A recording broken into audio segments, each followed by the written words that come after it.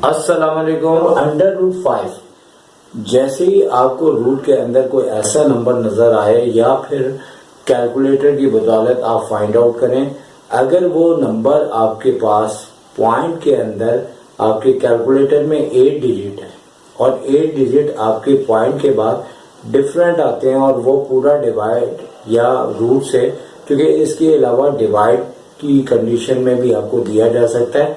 अगर रूट के अंदर है, वो रूट से बाहर निकल के पॉइंट के अंदर, पॉइंट के बाद हर डिफरेंट नंबर आपके पास आ रहा है, तो इस सूरत में आपको जो ऑप्शन है वो आपका इर्रेशनल नंबर्स कहलाएंगे। इसे हम चेक करेंगे और चेक करने के बाद मालूम करेंगे कि पॉइंट के बाद आपके जो है हर नंबर अगर डिफरेंट आ रहा है तो आपके पास इर्रेशनल आंसर होगा। तो लिहाजा पहले वाले ऑप्शन का आंसर और दूसरे में भी हम साथ ही डिस्कस करें, क्योंकि पाई होता है 22/7 और इसके बारे में वैसे ही आपको याद रखना चाहिए, क्योंकि ये बहुत बार पेपर में, इससे पहले भी पुरानी बुक में ये आपके पेपर में बहुत ज्यादा आती थी।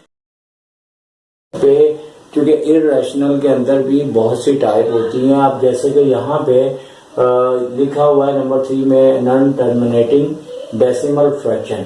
अब इसमें भी यही बात है आपके पास कि अब हमने यहाँ पे आपको इसलिए 3 ऑप्शन दिए हुए हैं, क्योंकि ऑप्शन के बगैर इसके ऊपर बात करना इतना बेहतर नहीं हो सकता, इसीलिए हमने यहाँ पे ऑप्शन लिखे हैं। नॉन टर्मिनेटिंग डेसिमल फ्रैक्शन बुनियादी तौर पे वही नंबर्स कहलाते हैं जो इर्रेशनल के अंदर, जो कि रूट से बाहर निकल के वो पूरे के पूरे पॉइंट के बाद डिफरेंट नंबर आते हैं, तो वो इर्रेशनल और नॉन टर्मिनेटिंग डेसिमल फ्रैक्शंस कहलाते हैं। अब हमने रूट 4 लिया है। आपको मालूम है कि रूट के अंदर से 4 जो है 2 का स्क्वायर 1 के बाहर निकल आएगा, इसी तरह 1 भी बाहर निकल आएगा, तो ये पूरे सॉल्व हो रहे हैं। लेकिन एक नंबर हमने लिखा रूट 3, जो कि अगर आप रूट से बाहर निकालें तो 1.7321 आता है, जो कि आपके पास इर्रेशनल भी है, लेकिन चूंकि इर्रेशनल की बुक के अंदर बहुत सी टाइप्स लिखी हुई है, तो याद रखें द रूट 3 कहलाएगा।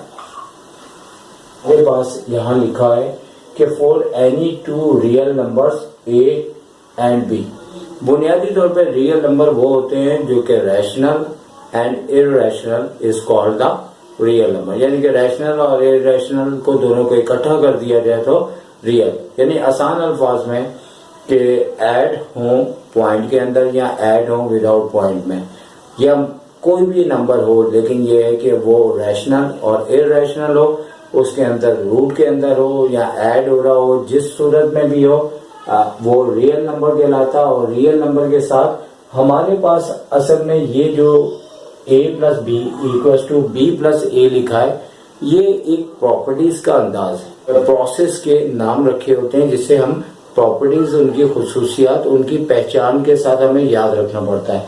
अब जैसे इसमें बुनियादी तौर पे ये याद रखना है कि a पहले है, प्लस हो रहा है, b बाद में है, फिर = के बाद b पहले और प्लस a बाद में लिख दिया गया। अब अगर इसकी जगह 2 + 3 होता या इधर 3 + 2 होता तो दोनों साइड ऐड हो गए तो 5 होता है। तो ये तो बहुत आसान सी बात है कि यानी कि अगर इसकी जगह 2 रियल नंबर कोई भी होते तो 2 + 3 भी जो है वो 5 होता, 3 + 2 भी 5 होता, तो ये तो बड़ी आसान सी बात है। लेकिन इस अंदाज का नाम जो है वो हमें याद रखना है कि इस अंदाज को डैश प्रॉपर्टीज कहते हैं, तो इस अंदाज को कम्यूटेटिव प्रॉपर्टीज कहते हैं। तो नंबर 4 का जो ऑप्शन होगा कम्यूटेटिव प्रॉपर्टीज कहेंगे। ऑलरेडी प्रॉपर्टीज तो लिखा हुआ है, लेकिन हमें सिर्फ कम्यूटेटिव का लफ्ज इस्तेमाल करना होगा। तो इसके बाद जो नंबर 5 के अंदर जो प्रॉपर्टीज हैं, और उस प्रॉपर्टीज का नाम जो है मैं आपको बता देता हूँ। जो कहते हैं वो उसमें 2 नंबर हैं, A और B, इसमें 3 नंबर होते हैं, A, B एंड C होते हैं। लेकिन यहाँ पे इसको एसोसिएटिव प्रॉपर्टीज को पहचानने का तरीका यह है कि A, B, C और A + B + C और दोनों जानब लिखे हुए हैं। लेकिन क्या है कि यहाँ पे A जो है वो ब्रैकेट से बाहर है और B और +C ब्रैकेट के अंदर है, और यहाँ पे C जो है ब्रैकेट के बाहर कर दिया, जबकि A + B ब्रैकेट के अंदर है। तो ये अंदाज इसका एसोसिएटिव कहलाता है। और एडिटिव प्रॉपर्टीज आपको यहाँ पे ऑलरेडी पहले ही लिखा हुआ मौजूद है।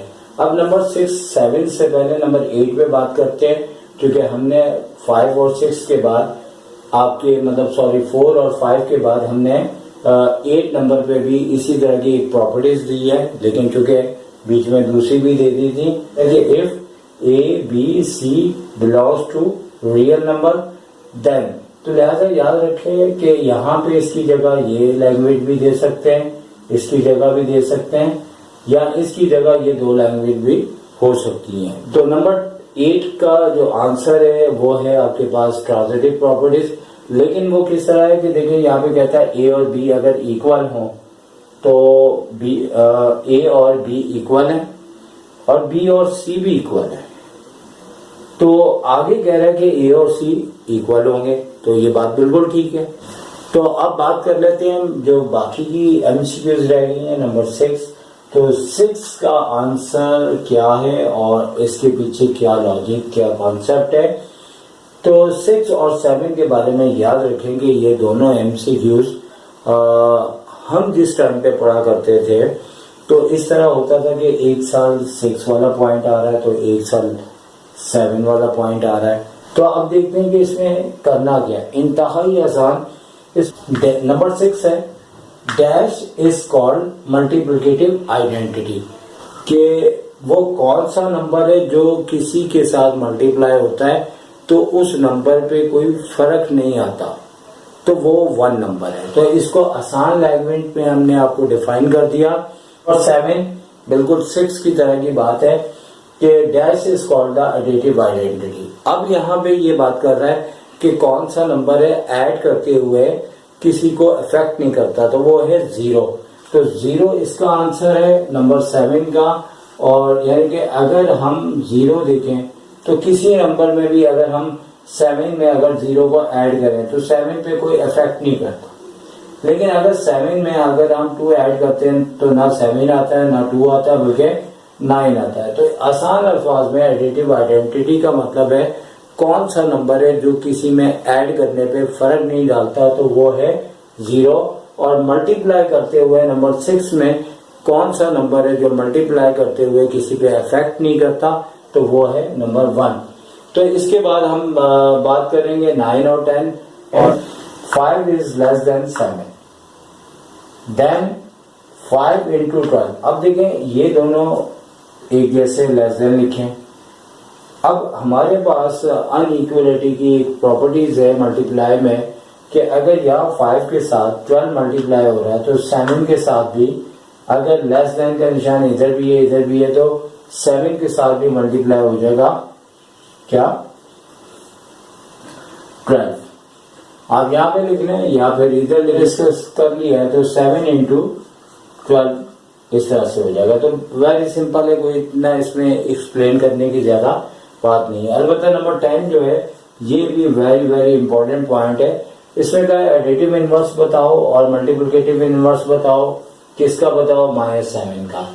याद रखेंगे जब एडिटिव इनवर्स कहा जाता है तो हमें जो भी नंबर दिया जाए हम उसकी साइन को चेंज कर देते हैं। जैसे कि -7 दिया है का +7 आंसर हो जाएगा। प्लस बेशक ना लिखे कोई ऐसा इशू नहीं है, लेकिन समझाने के लिहाज से कि एडिटिव इनवर्स में अगर -7 है तो +7 हो जाएगा। और इसी तरह मल्टीप्लिकेटिव इनवर्स है तो इसका मतलब ये होता है कि जो आपका डिनोमिनेटर है वो उसी तरह न्यूमिनेटर बना दो, जो न्यूमिनेटर है उसे डिनोमिनेटर बना दो। यानी कि 1 आपके पास ऊपर आ जाएगा क्योंकि इसके अपॉन में 1 होता है जो लिखा नहीं जाता, और 7 नीचे आ जाएगा। अब साइन आप ऊपर लिख लें या नीचे लिख लें या फिर जो ऑप्शन में दिया है वही बात है।